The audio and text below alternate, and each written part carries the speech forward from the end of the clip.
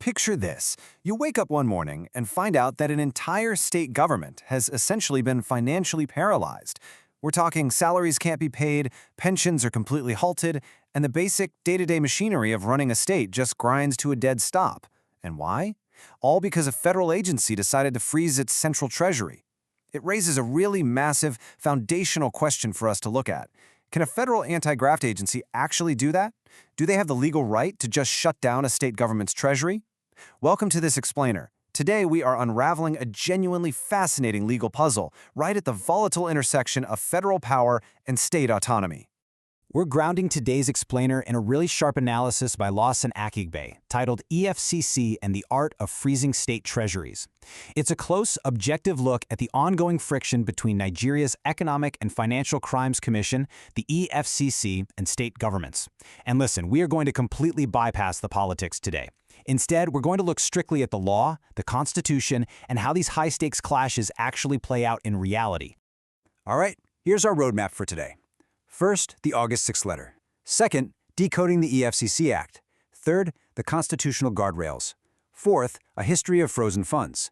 And finally, number 5, federal power versus federalism. Let's jump right into part 1, the August 6th letter, Anatomy of an Action. So, on August 6th, the EFCC sends this letter to the managing director of First Bank, and they request a post-no-debit restriction on a specific OSIN state account. But here's the real kicker, right? The timing.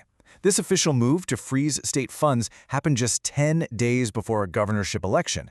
And, when an action like this coincides with an election season, a legal debate pretty much instantly transforms into a highly political firestorm. Now, this wasn't just some vague threat. It was documented right down to the official reference number. But you've got to pay close attention to the target here, the OSIN State Government Statutory Allocation Account. This is not a side account, it's not some hidden slush fund. It is the primary channel for federal allocations. It's the literal lifeblood keeping the state government running. And the EFCC issued a direct administrative instruction to a bank to restrict this vital state account, categorizing it under investigation activities. Moving on to part 2, decoding the EFCC Act, what the law actually says. To justify this massive freeze, the August 6th letter explicitly cited 2 laws. First up, Section 38 of the EFCC Act.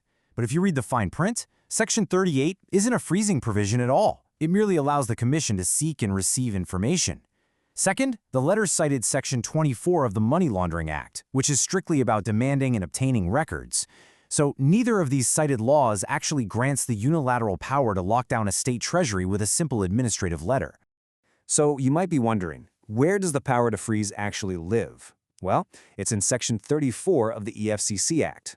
But there are 2 massive caveats here. First, it requires going to a judge for a proper court order. You just can't do it unilaterally. Second, the language specifically targets a person suspected of holding proceeds of a crime, not institutional public funds sitting in a designated state government account. And, notably, Section 34 was completely missing from that August 6th letter.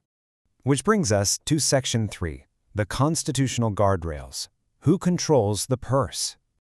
Look, the Nigerian Constitution is abundantly clear on this. Under Sections 120 through 125, state funds are public funds, and they are under the strict control of the State House of Assembly and the State Auditor General. Plus, Sections 128 and 129 vest oversight firmly with the state legislature. A federal agency just cannot bypass these constitutional guardrails to seize a state's purse strings. Doing so fundamentally ruptures the whole democratic federal bargain. Think about it like this. There is a profound difference between a private suspect's wallet and a state's institutional artery.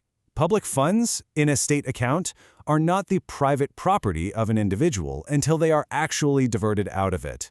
So, placing a post-no-debit order on a state's statutory allocation account isn't just preserving evidence, it's cutting off the exact oxygen required to pay civil servants, service debt, and, keep the hospitals running.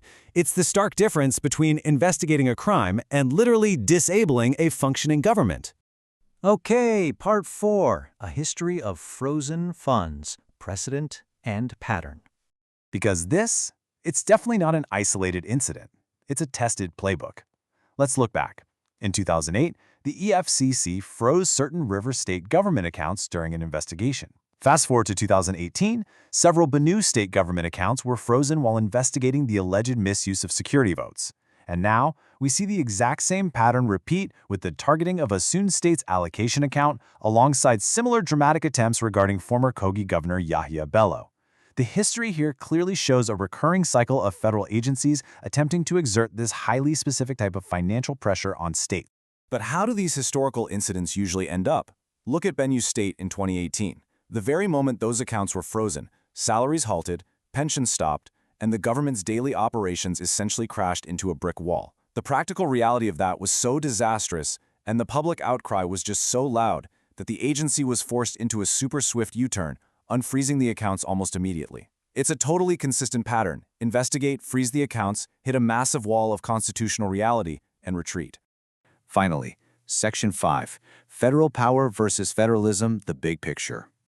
Let's be totally clear here. Investigating diverted public funds by anti-graft agencies, entirely legitimate and absolutely necessary. But casually dismantling a state government's ability to just operate, not so much.